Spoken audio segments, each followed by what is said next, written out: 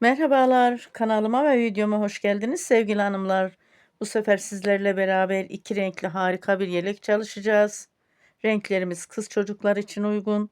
Sizler dilerseniz farklı renklerde çalışarak kız ve erkek çocukları için bu yeleğimizi çalışabilirsiniz. Somon renk ve lilanın bir tonu, biliyorsunuz, morun. İpim 100 gram 250 metrelik antipilik bir ip.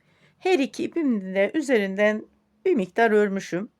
Sizin de elinizde ipinizin üzerinden biraz ördüğünüz ip varsa, bir yelek çıkacağını düşünmüyorsanız bu şekilde iki renkli bir yelek örerek değerlendirebilirsiniz. Şişim 3 numara. İpimi şöyle kenara alıyorum, somon renk olanı, ve lila renkle devam ediyorum. Yeleğim için şişime 74 ilmek başladım. Örgümün ön yüzünden 3 sıra haroşa oluşturdum, geldim. Şöyle başlamış olduğum sırayı da sayarsak 4 sıra. Şimdi örgümün arka yüzünü döndürüyorum. Örgümün arka yüzünden bir sıra haroşa oluşturacağım. 7 ilmek bir ön pat ilmeğime ait, yeleğimin toplam ilmeğinden 7 ilmek de bir ön pat ilmeğime ait. Bakın, ipimi öne aldım. Baştaki ilmeğimi örmeden aldım. Beni takip eden sevgili hanımlar biliyordur. Ben haroşamı ters ilmeklerle oluşturuyorum. Tabi sizler de nasıl alışkınsanız o şekilde haroşa çalışabilirsiniz.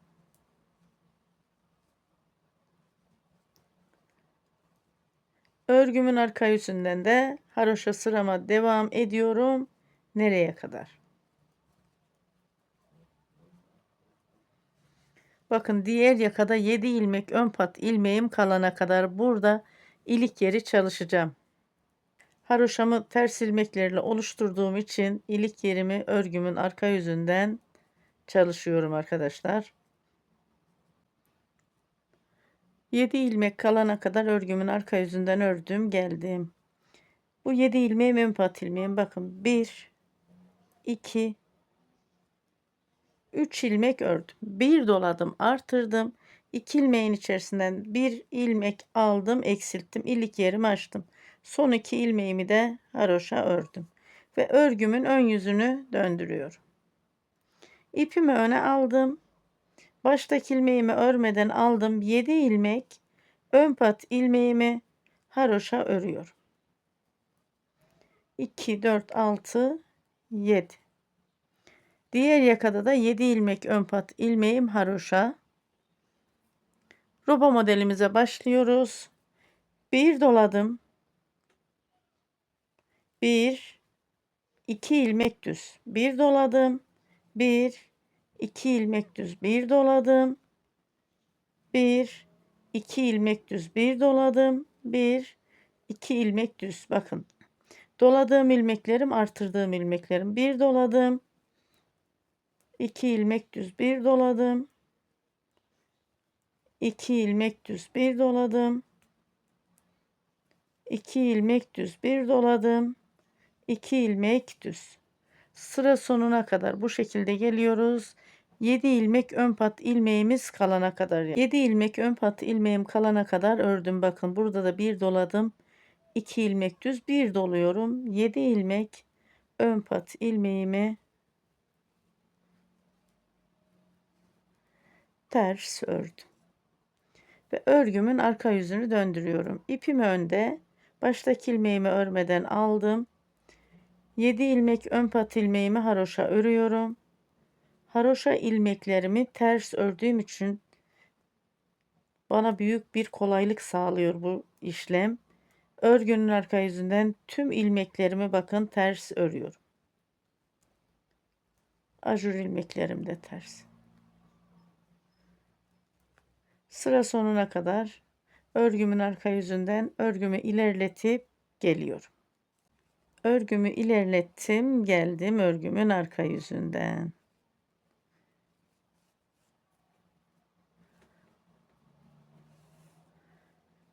Şöyle bakalım kaç ajur çalışmışız. 1 2 3 4 5, 6, 7, 8, 9, 10, 11, 12, 13, 14, 15, 16, 17, 18, 19, 20. 21, 22, 23, 24, 25, 26, 27, 28, 29, 30, 31 ajur çalışmışız. Ajur sıramla beraber roba modelimden 2 sıra ördüm. Şimdi örgümün ön yüzündeyim. Baştaki ilmeğimi örmeden aldım. 7 ilmek ön pat ilmeğimi haroşa ördüm. Daha sonra bütün ilmeklerimi düz örüyorum. Diğer yakadaki 7 ilmek haroşa ilmeğime kadar.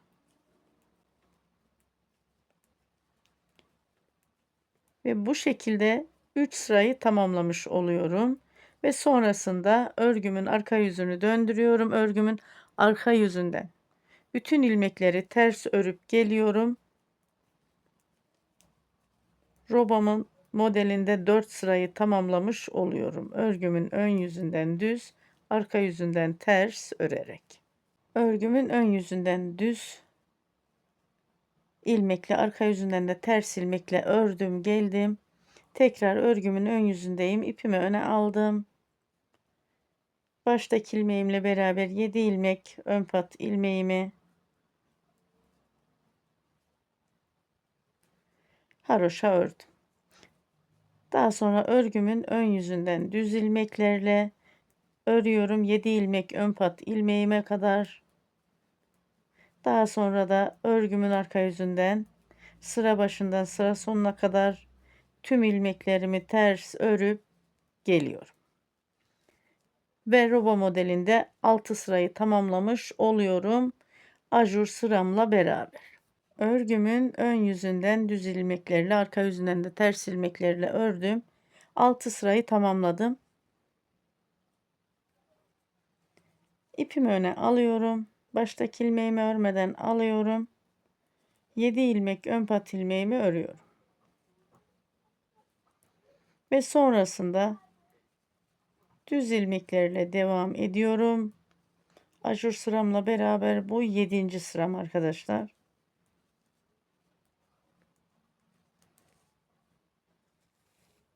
Sıra sonuna kadar düz ilmeklerle geliyorum. Şu 7 ilmek pat ilmeğime kadar.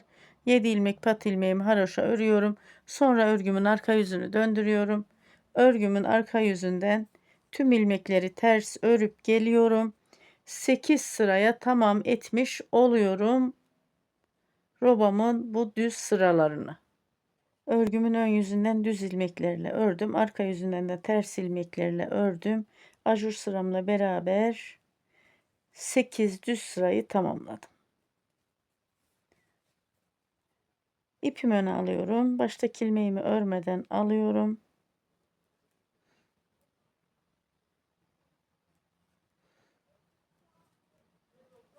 Haroşa ilmeklerimle devam ediyorum. Düz olan ilmeklerimi de haroşa örüyorum.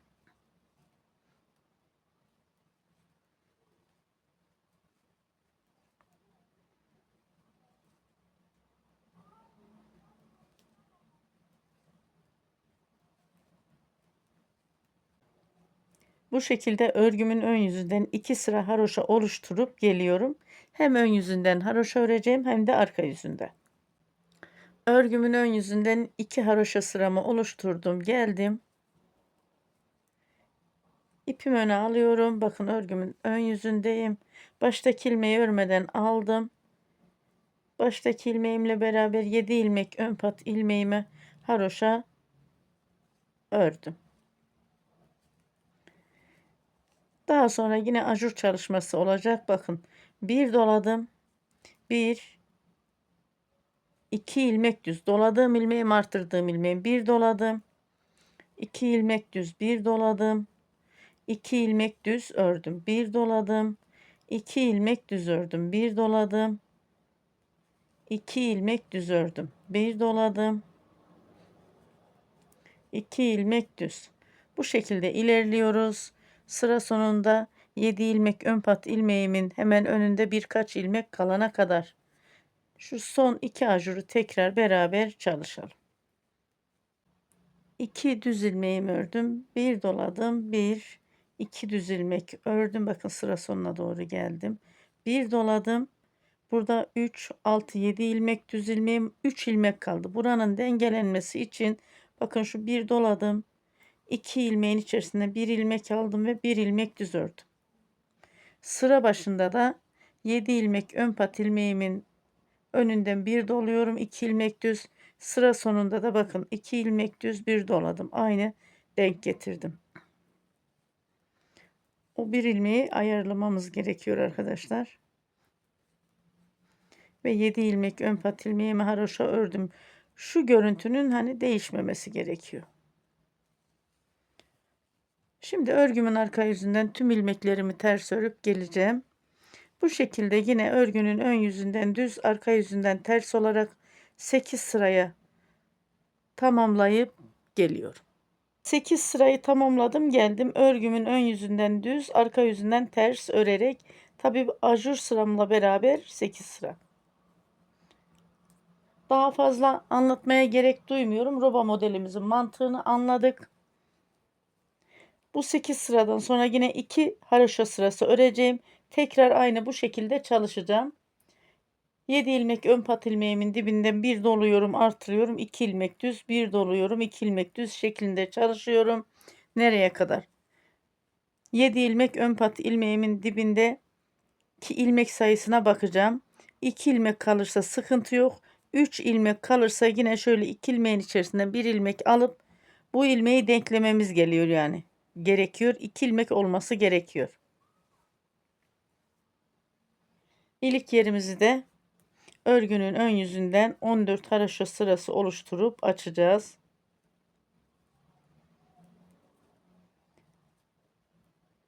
Ben şimdi 2 haroşa sırası bir de model çalışıp geliyorum. Robada 3. artırımı da çalıştım, geldim.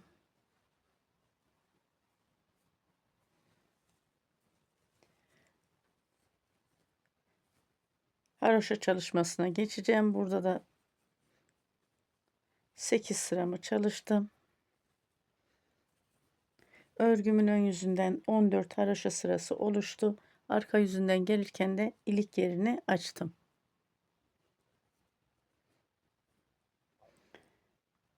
İpimi öne alıyorum. Baştaki ilmeğimi örmeden alıyorum. 7 ilmek ön pat ilmeğimi örüyorum.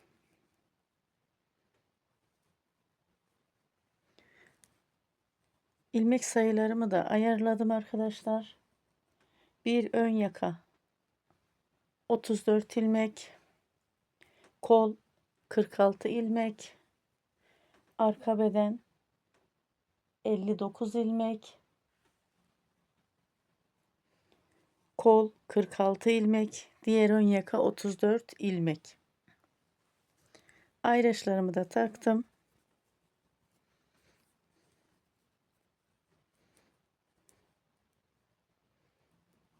Kol ilmeklerini kapatırken tekrar ilmek saymak istemiyorum. Bu yüzden ayraçlarımı haroşa sıralarım bitene kadar da çıkarmıyorum.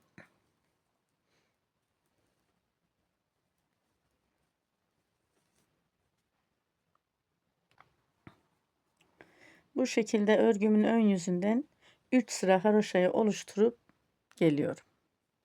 Daha sonra kol ilmeklerini beraber kapatalım. 3 sıra haroşayı ördüm, geldim robada.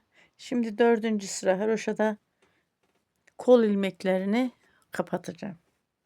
Gri ayıraca kadar yine haroşa öreceğim. İpimi öne aldım. Baştaki ilmeğimi örmeden aldım. 7 ilmek ön pat ilmeğimle beraber gri ayıraca kadar haroşa örüyorum.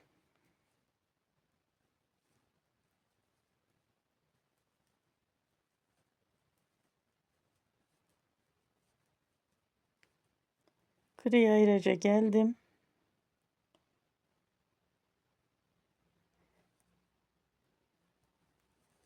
Yeleğimin ön yakasını haroşa ördüm. Ayracımı çıkardım. Mavi ayraca kadar kol ilmeklerini kapatıyorum. 2 ilmeğin içerisinden bir ilmek aldım. Ters olarak tekrar 2 ilmeğin içerisinden bir ilmek aldım. Ve tekrar 2 ilmeğin içerisinden bir ilmek.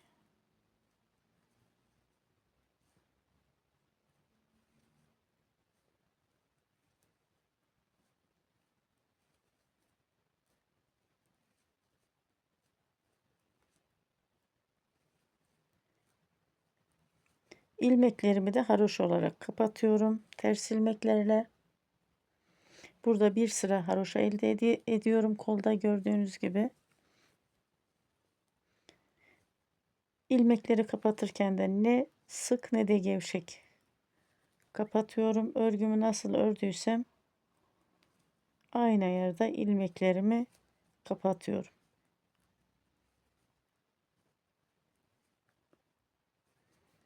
Mavi ayrıca kadar ilmeklerimi kapatıp geliyorum. İlmeklerimi kapattım ve mavi ayrıca geldim. Ayracımı alıyorum kenara. Bu bir ilmek kol ilmeğime ait, bir ilmek de yeleğin arka sırt bölümünden aldım. 2 ilmeğin içerisinden bir ilmek aldım.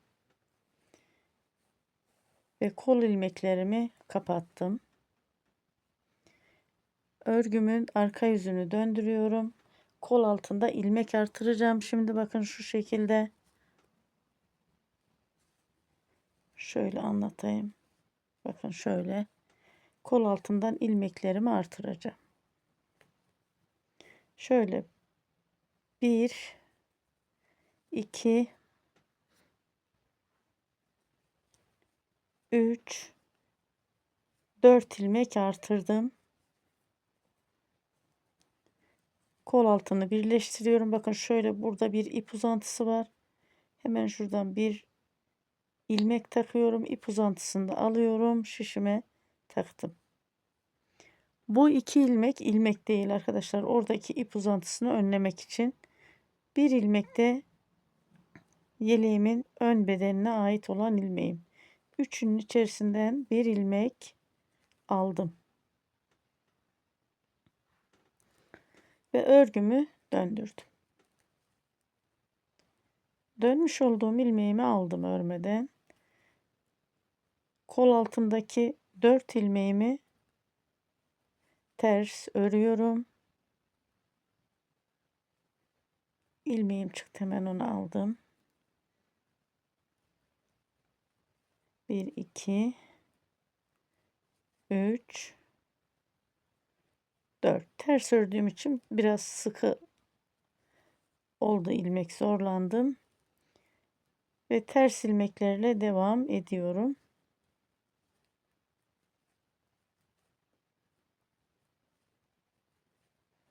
Yeleğin arka sırt bölümünde bakın kol ilmeğimi kapattım. Döndüm 4 ilmek artırdım. Döndüm o 4 ilmeğimi ördüm.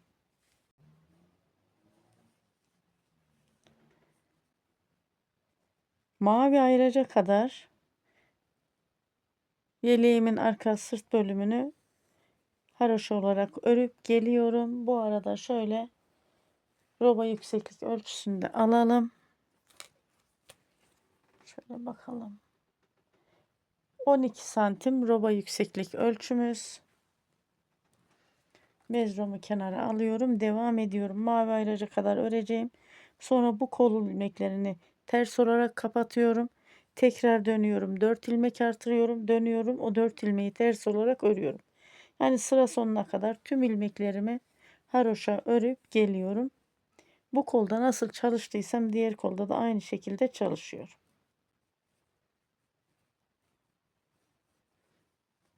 Sıra sonuna geldim.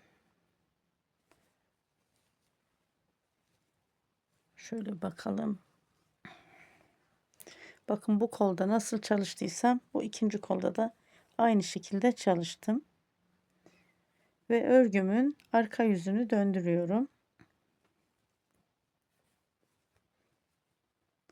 Örgümün arka yüzünden sıra başından sıra sonuna kadar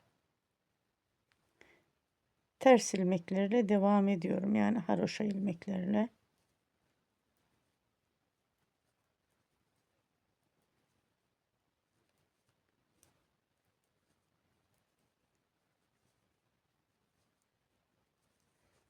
Bu şekilde sıra sonuna kadar örgümü ilerletip geliyorum. Sıra sonuna geldim. Örgümün arka yüzünden ve örgümün ön yüzünü döndürdüm. 7 ilmek ön pat ilmeğimi haroşa örüyorum. Bakın kol altından da bir sıra örmüş olduk. İpimi öne aldım. Baştaki ilmeğimi örmeden aldım ve 7 ilmek ön pat ilmeğimi haroşa ördüm.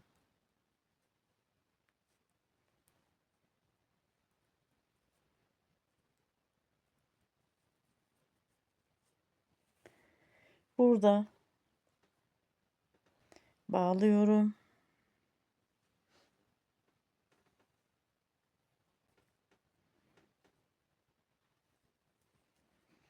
Örgümün ön yüzünden bir sıra düz ilmeklerle devam edeceğim.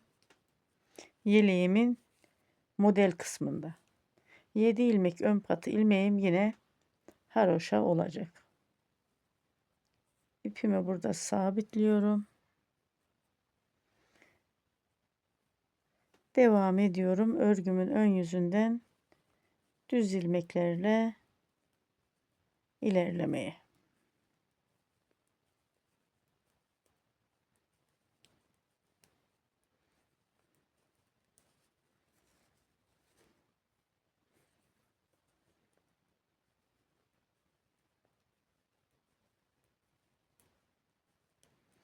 Sıra sonuna kadar örgümün ön yüzünden düz ilmeklerle öreceğim. Daha sonra sıra sonundaki 7 ilmek ön pat ilmeğimi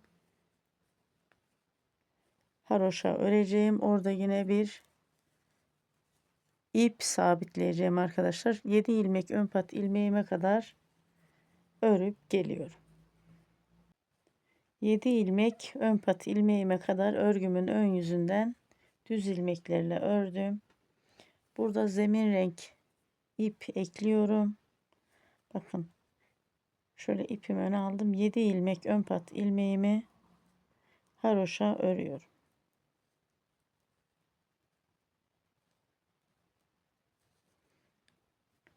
Ve bu ipimi de sabitliyorum.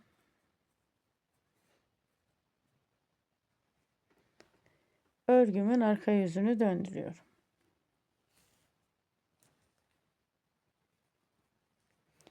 İpimi öne aldım. Baştaki ilmeğimi örmeden aldım.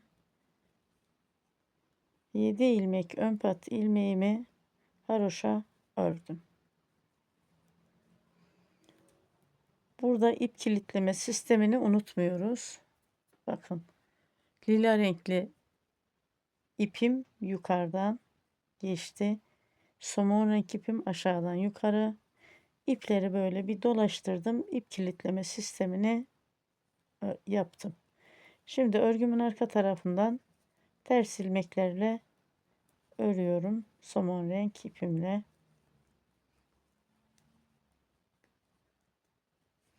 Diğer yakada 7 ilmek ön pat ilmeğim kalana kadar örüp geliyorum. Örgümün arka yüzünden 7 ilmek ön pat ilmeğime geldim. Burada yine şöyle ipi kilitliyorum.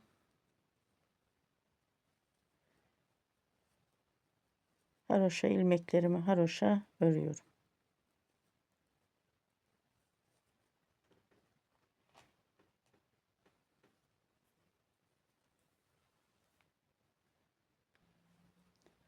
İlmek sayılarını hemen tekrar vereyim. Elimde benim biliyorsunuz arkadaşlar 219 ilmeğim vardı. Kol ilmeklerini çıkardıktan sonra elimde 127 ilmeğim kaldı.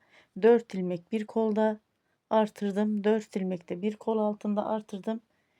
127 artı 8 135 ilmek elde ettim. Model çalışmamıza geçiyoruz şimdi.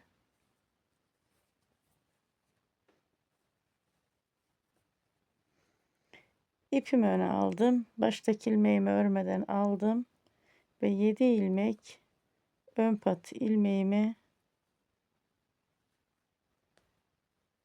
haroşa ördüm bakın. 7 ilmek ön pat ilmeğimden sonra burada yine ipimi kilitliyorum. Bakın şu şekilde. Model çalışmamıza geçtik. Bu iki sıra yine modelimize ait örgünün ön yüzünden düz, arka yüzünden ters olarak. Şimdi bakın şu iki ilmeğin içerisinden bir ilmek aldım. Bir doladım. Bir ilmek düz ördüm. İkinciyi doladım. Bir ilmek düz ördüm. Üçüncü doladım.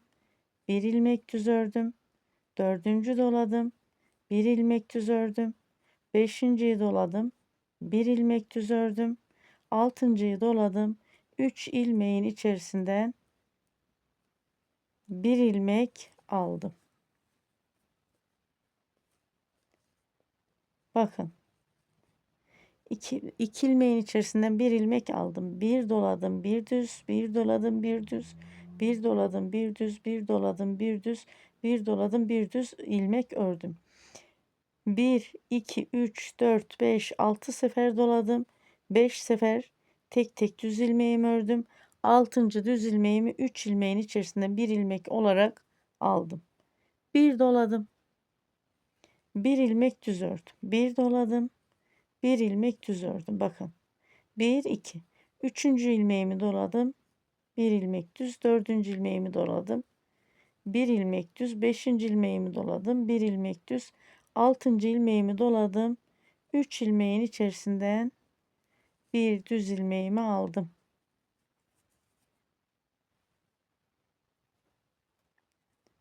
Şurada ipim karıştı. Açayım. Evet. 3 ilmeğin içerisinden bir düz ilmek aldım ya. Bir doladım. Bir ilmek düz. Doladığım ilmeklerim artırdığım ilmeklerim. Bak bu bir. İkinci doladım. Bir ilmek düz. Üçüncü sefer doladım. Bir ilmek düz. Dördüncü sefer doladım. Bir ilmek düz. Beşinci sefer doladım. Bir ilmek düz. Altıncı sefer doladım. 3 ilmeğin içerisinde bir düz ilmek aldım. Bir doladım. Bir ilmek düz. İkinci doladım. Bir ilmek düz. Üçüncüyü doladım. Bir ilmek düz. Dördüncü doladım. Bir ilmek düz. Beşinci doladım. Bir ilmek düz. Altıncı doladım. 3 ilmeğin içerisinden bir düz ilmek aldım. Bakın kol altındaki paydayı gördünüz mü arkadaşlar? İlmekleri kapattım. Döndüm ilmek artırdım. Döndüm ördüm. Burada bak harika bir kol altı oldu. 3 ilmeğin içerisinden bir ilmek aldım. Bir doladım. Bir ilmek düz. Bir doladım. Bir ilmek düz. Bir doladım. Bir ilmek düz. Bir doladım. Bir ilmek düz. Bir doladım. Bir ilmek düz. 1, 2, 3, 4, 5 sefer doladım. 1, 2, 3, 4, 5 seferde tek tek düz ilmeğimi ördüm. Bir doladım. 6. dolamada 3 ilmeğin içerisinden bir düz ilmek aldım. Bu sıradaki modelin mantığını anladık. Şimdi nereye kadar örüyorum? 7 ilmek ön pat ilmeğimin önünde bir model ilmeğim kalana kadar tam bir modellik oraya kadar örüp geliyorum. Sıra sonundaki bir modellik ilmek kalana kadar öreyim dedim. Bakın burada 3, 6, 7 ilmeğim var. 3 ilmeğin içerisinden bir ilmek aldım. Bir doladım. Bir ilmek düz. İkinciyi doladım. Bir ilmek düz ördüm. Üçüncü doladım. Bir ilmek düz. Dördüncü doladım. Bir ilmek düz. Beşinci doladım. Bir ilmek düz. Altıncıyı doladım. Şu iki ilmeğimin yönünü değiştirdim. İki ilmeğin içerisinde bir ilmek düz aldım. Bakın bunu niye değiştirdim? Sıra başında ve sıra sonunda ilmek yönlerim aynı olsun diye değiştirdim. İp kilitleme sistemini yapalım. İpimi öne alıyorum ve 7 ilmek ön pat ilmeğimi haroşa örüyorum. Modelde 3 sırayı tamamladım. Örgümün arka yüzünü döndürüyorum. Modelde 4. sıradayız. İpimi öne aldım. Baştaki ilmeğimi örmeden aldım. 7 ilmek ön pat ilmeğimi haroşa ördüm.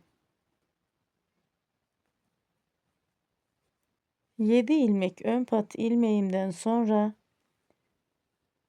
ip kilitleme sistemini yapıyoruz. Bakın alttaki ip üste, üstteki ip alta geçiyor ve ipimi arkaya aldım. Düz ilmeklerle örgümün arka yüzünden devam ediyorum. Ben düz ilmeklerimi ilmeğimin gelişine göre örüyorum. Yani ilmeğimi alışıma takılmayın. Sadece düz ilmek dediğime dikkat edin. 7 ilmek ön pat ilmeklerimi ördüm. Sonra yeleğimin model kısmında örgümün arka yüzünden düz ilmeklerle devam ediyorum. Diğer 7 ilmek ön pat ilmeğime kadar ve modelde 4 sırayı tamamlıyorum. Düz ilmeklerle örerek sıra sonuna geldim örgümün arka yüzünden. Şöyle ipimi kilitliyorum. 7 ilmek ön pat ilmeğimi haroşa örüyorum. Örgümün ön yüzünü döndürüyorum.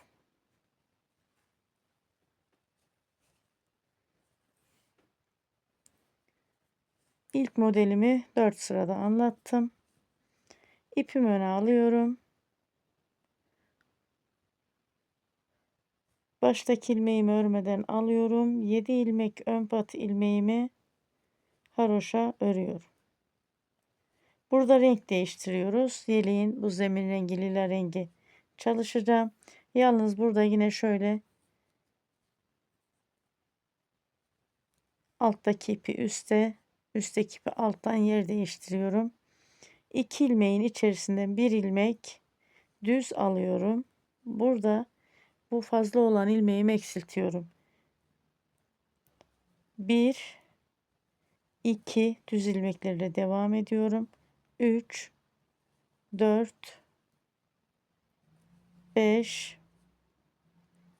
6 7 8 9 ilmek düz ördüm. Sonra 3 ilmeğin içerisinden bir düz ilmek alıyorum. Bakın şurası bu 3 ilmek. 1 2 3. 3 ilmeğin içinden bir düz ilmek aldım. Tekrar düz ilmeğimi sayıyorum. 1 2 3 4 5 6 7 8 9. Bakın 9 ilmek düz örüyorum.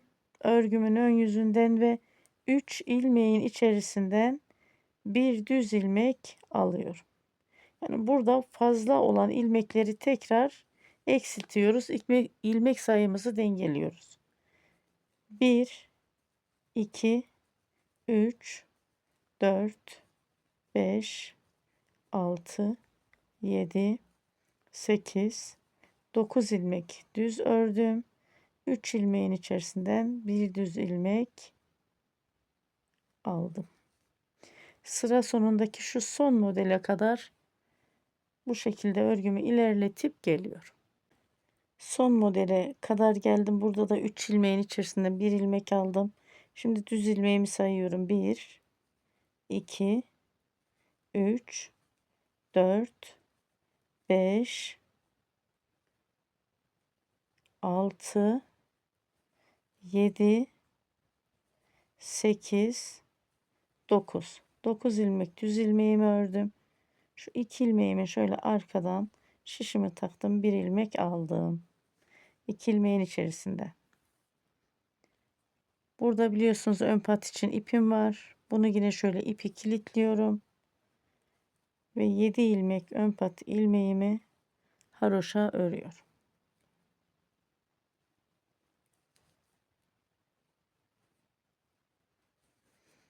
Örgümün arka yüzünü döndürüyorum.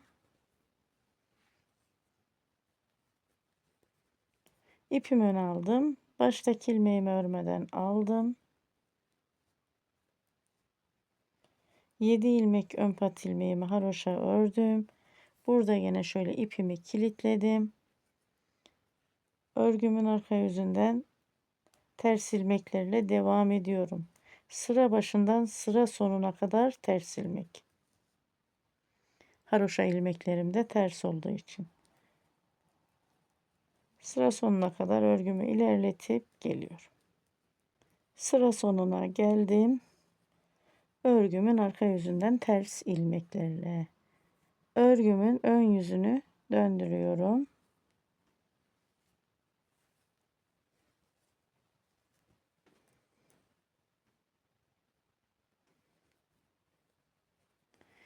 İpimi öne alıyorum. Baştaki ilmeğimi örmeden alıyorum. 7 ilmek ön pat ilmeğimi haroşa ördüm.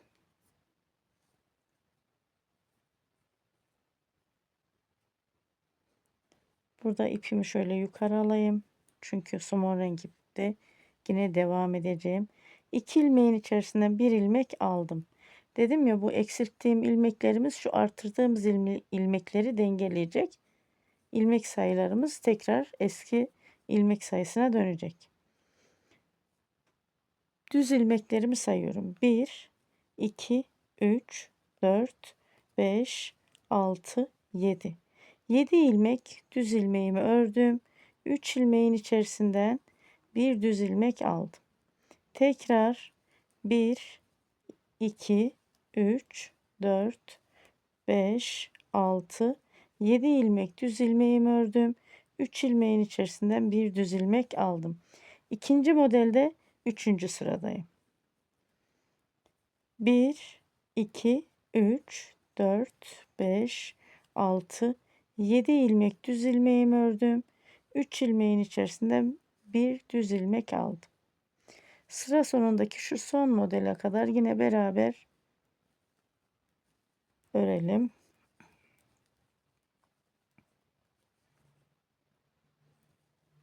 Bu şekilde ilerliyorum. 7 ilmek düz ve 3 ilmeğin içerisinden bir ilmek alarak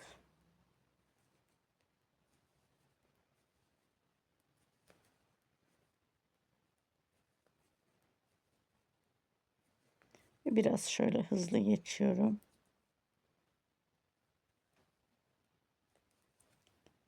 Düz ilmeklerle ilerliyoruz. 7 ilmek düz ilmek örüyorum. Sonra 3 ilmeğin içerisinden bir düz ilmek alıyorum.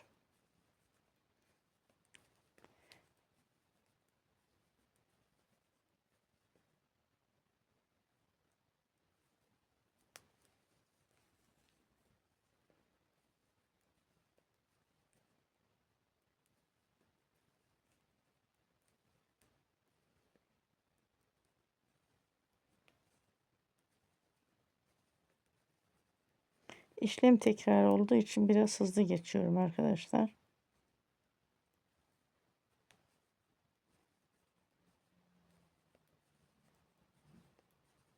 Üç ilmeğin içerisinden bir ilmek aldığımız ilmeklerimiz artık sabit. Kendini belli ediyor. Bakın burası.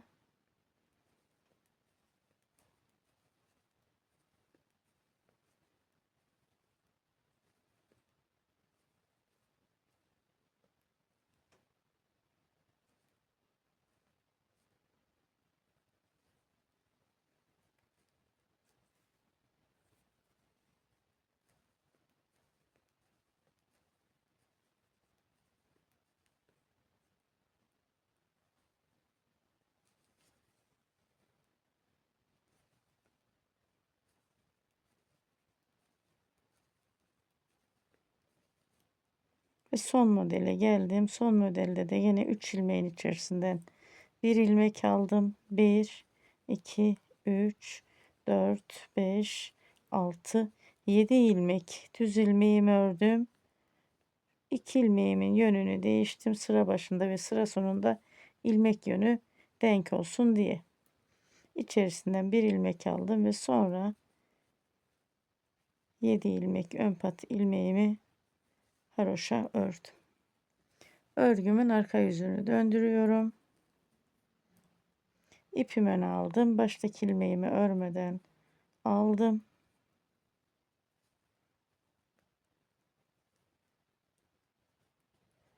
Burada yine şu ipimi şöyle bir kilitliyorum.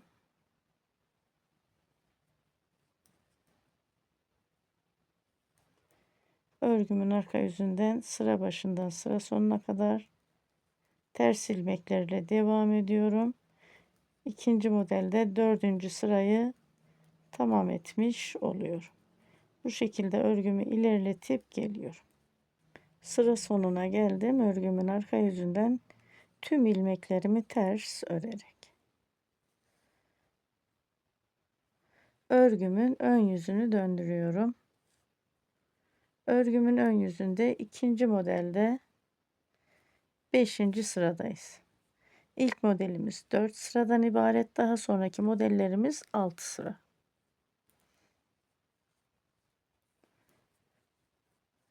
İpimi öne aldım. Baştaki ilmeğimi örmeden aldım. 7 ilmek ön pat ilmeğimi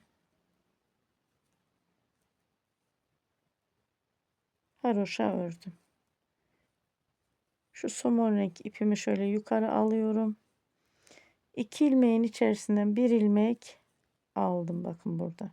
Sonra bir doladım. Bir ilmek düz, ikinciyi doladım, bir ilmek düz, üçüncü doladım, bir ilmek düz, dördüncü doladım, bir ilmek düz, beşinci doladım, bir ilmek düz, altıncıyı doladım, 3 ilmeğin içerisinden bir ilmek aldım. Bir doladım, bir ilmek düz, ikinciyi doladım, bir ilmek düz, üçüncü doladım, bir ilmek düz, dördüncü doladım, bir ilmek düz, beşinci doladım, bir ilmek düz, altıncıyı doladım, 3 ilmeğin içerisinden bir düz ilmeğimi aldım. Bakın burası artık kendini sabit belli ediyor buradaki düz ilmeklerimiz. Bir doladım, bir ilmek düz, bir doladım, 2 ilmek düz, bir doladım, 3 ilmek düz, bir doladım, 4 ilmek düz, bir doladım, 5 ilmek düz ördüm. Altıncıyı doladım, 3 ilmeğin içerisinden bir düz ilmek aldım. Sıra sonundaki son modele kadar örüp geliyorum. Sıra sonundaki son modele geldim. Bakın 3 ilmeğin içerisinde bir ilmek aldım. Bir doladım, bir ilmek düz ördüm. İkinci doladım, bir ilmek düz. Üçüncüyü doladım, bir ilmek düz.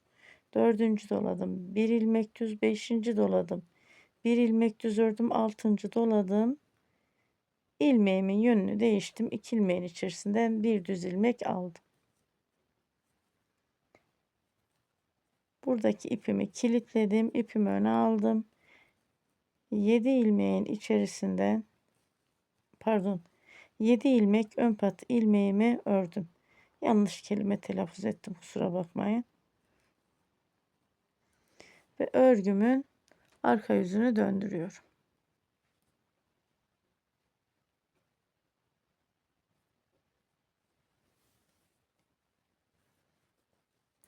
İpimi öne alıyorum.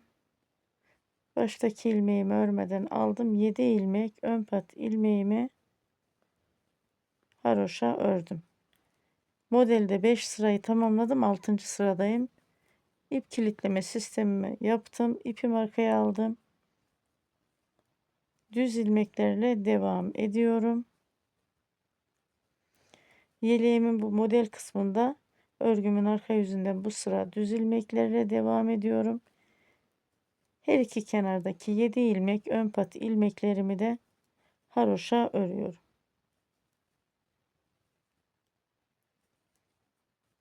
Sıra sonuna kadar bu şekilde örüp geliyorum. Sıra sonuna geldim. Örgümün arka yüzünden yeleğimin model kısmını düz ilmeklerle ördüm. Ön pat ilmeklerimi de haroşa ördüm. Ve örgümün ön yüzünü döndürdüm. İkinci modelimi tamamladım.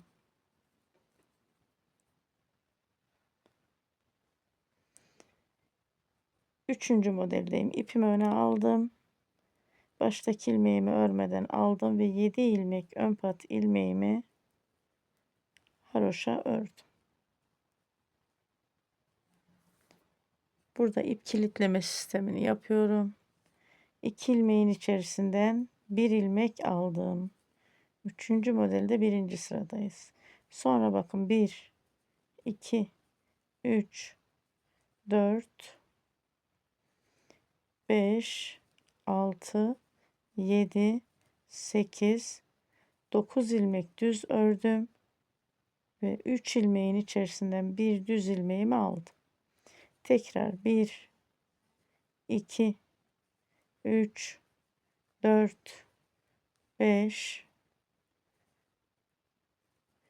6, 7, 8, 9 ilmek düz ördüm ve 3 ilmeğin içerisinden bir düz ilmeğimi aldım. Bu ikinci modelin ilk sırasındaki gibi üçüncü modelin ilk sırasında aynı şekilde çalışalım sıra sonuna kadar. Sonra örgümün arka yüzünden sıra başından sıra sonuna kadar ters ilmeklerle örüp gelelim. Örgümün arka yüzünden de ilmeklerimi ters ördüm geldim sıra başından sıra sonuna kadar. Örgümün ön yüzünü döndürüyorum. Bu şekilde devam ediyoruz arkadaşlar. Modelin mantığını anladık. Şöyle dilerseniz duruşuna da bir bakalım beraber.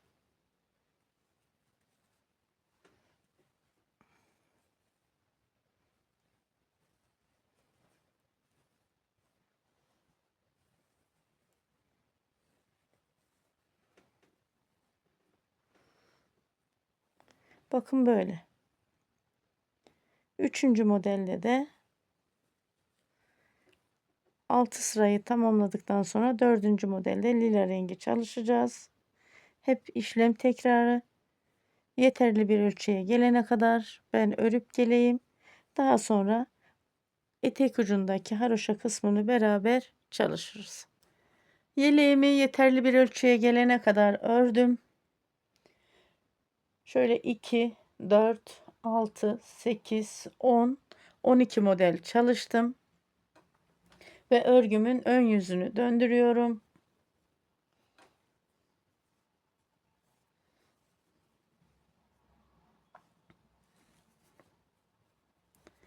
...14 haroşa dişinde bir ilik yeri açacağım demiştim.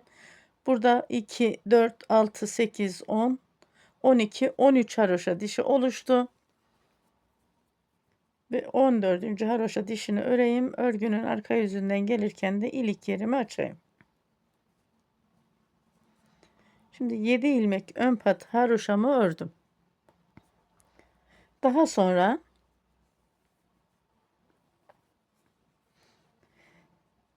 bir sıra düz öreceğim.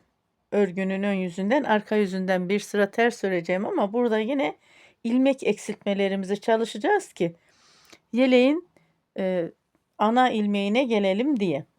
Şimdi burada şöyle 2 ilmeğin içerisinden bir ilmek aldım. Sonra bakın 1, 2, 3, 4, 5, 6, 7, 8, 9 ilmek düz ördüm. 3 ilmeğin içerisinden bir ilmek aldım. Tekrar 9 ilmek düz örüyorum.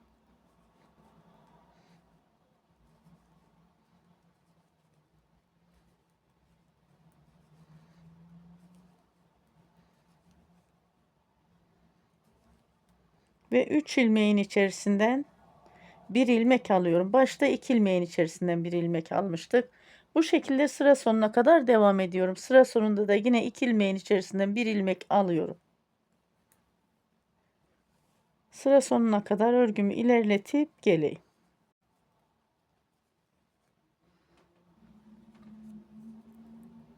Sıra sonuna geldim. Örgümün ön yüzünden yeleğimin model kısmını düz ilmeklerle ördüm. Tabii ki ilmeklerimi eksilterek haroşa kısmını da haroşa çalıştım ve örgümün arka yüzünü döndürüyorum.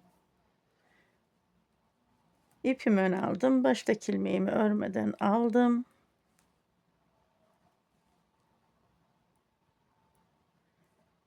3, 6, 7 ilmek. Örgümün arka yüzünden de eksiltmeler yapacağım arkadaşlar. Bakın örgünün arka yüzünden de ilmekleri eksilteceğim ki dediğim gibi yeleğimizin ana ilmeğine döneceğiz.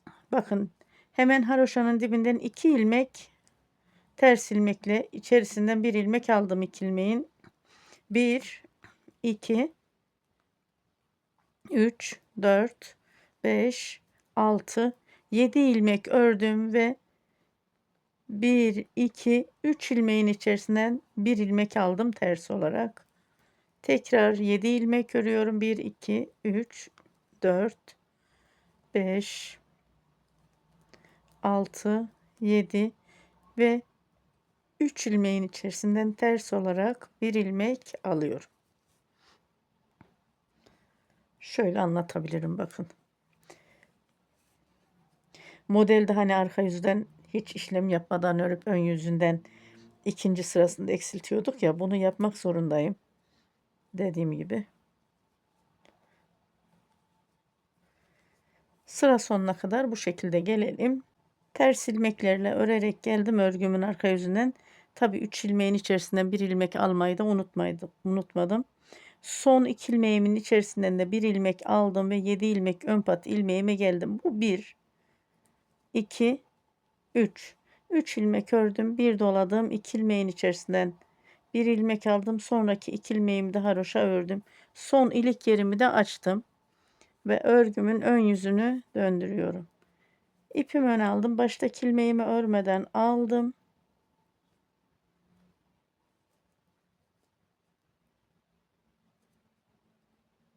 Yedi ilmek ön pat ilmeğimle beraber sıra sonuna kadar tüm ilmeklerimi haroşa örüyorum.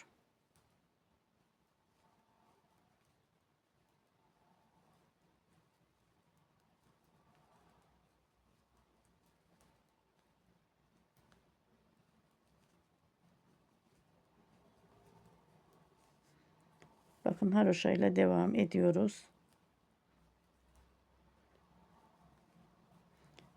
Arka taraftan örerken de ilmekleri eksilttim. Bakın şu 3 ilmeğin içerisinden bir ilmek aldığım noktada arada 7 ilmek kaldı.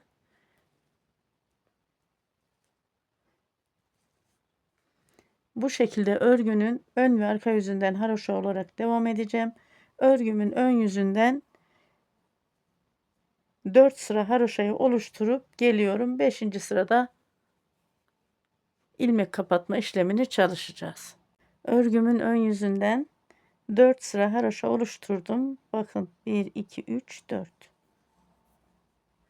Ve örgümün arka yüzünü döndürüyorum. İlmekleri kapatıyoruz. Bu yeleğimizde örgümün arka yüzünden ilmek kapatacağım.